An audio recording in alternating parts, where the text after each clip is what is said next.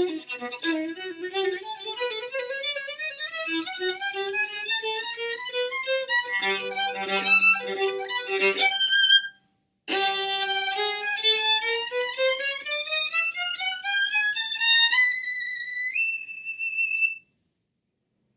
friends, welcome again to my channel. This is going to be a violin lesson on the Mendelssohn First Movement, Violin Concerto, and this will be part 8. And we've only got 2 more sections and we've made it all the way through the first movement. And of course this is a really fiery, exciting, technical aspect of this part. Have lots of techniques. We've already discussed a lot of this stuff in measure 4, 18, 19, 20. This is a little bit different than we've had before, where we've got this, and then it's a nice get those off the string, and then start up. You know, I like to imitate the first phrase, and the second time do the same bowing. They have different bowings marked in the music, but I like this idea of the up bow on the three beats of triplets with kind of a natural crescendo feeling all the way through this. And then we go through the next one.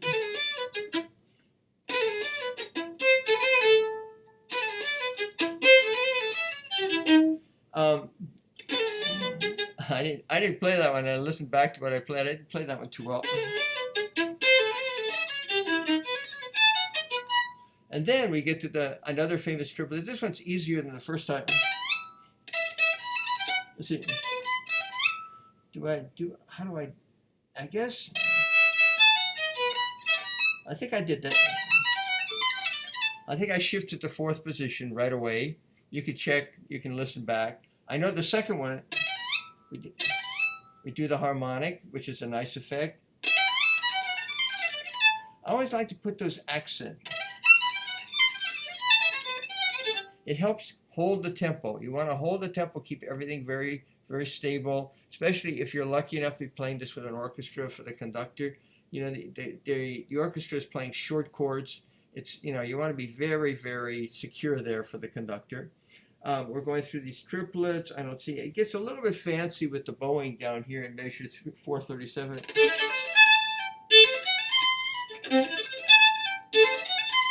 Keep that, again, very clean. Everything with Mendelssohn has to be very clean, very disciplined.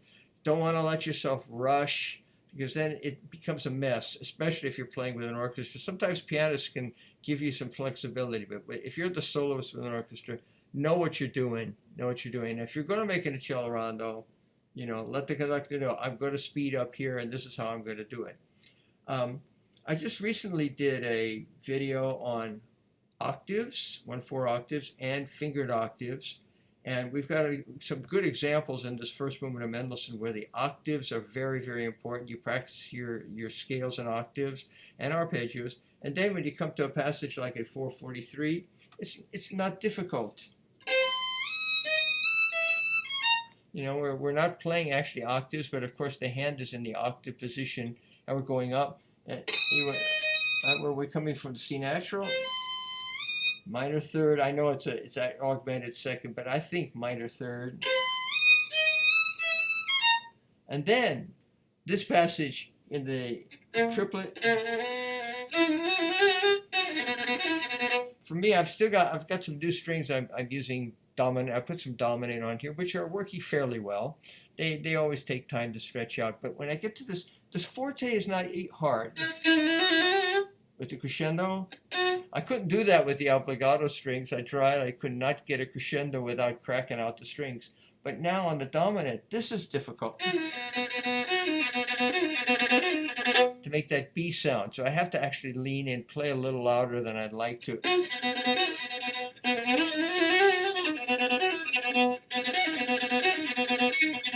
See, it's a little hard to speak. It's just one of those things. Everybody's violin has its own little issues.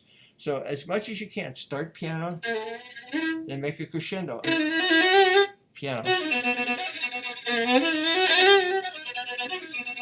And then I come over to the D string. Now here's your octaves in scale and a scale. Again, give a little accent on the up bow. It's got a dot on it, but I don't think the dot really means lift the bow off the string. It really means an accent.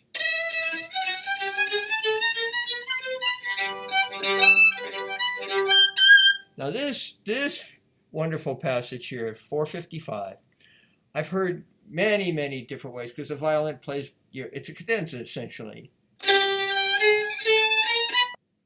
I remember hearing Misha Elman play this, and he exaggerated. Oh, unbelievable.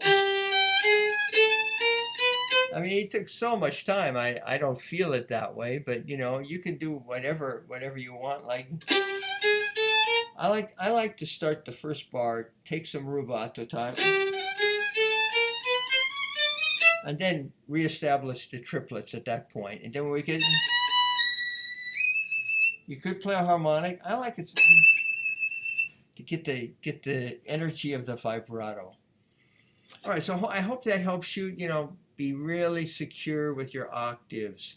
Practice your scales, and then these, like this last one is a chromatic octave scale, so that shouldn't be too difficult. But I know from many students that when you don't have the strength in the 1/4 set in your hand, it can get zooey going up there. All fingers are moving all kinds of directions. So you got to practice that, and hopefully you've practiced it before you come to the concerto. My philosophy is I never want students to learn how to play the violin playing the Mendelssohn or Tchaikovsky or Bruch or any of those concertos. We want to learn how to play in Wohlfahrt and Kreutzer etudes and scales and arpeggios. And that way you really focus on the technique. You're not thinking about the music so much. And then you come to this piece, you got technique to burn, and then you could really express yourself. Okay, so I hope you enjoyed this short video about this in part 8. And we'll see you on the next one, and please give it a thumbs up if you liked it. Thanks very much, and we'll see you on the finale, part 9.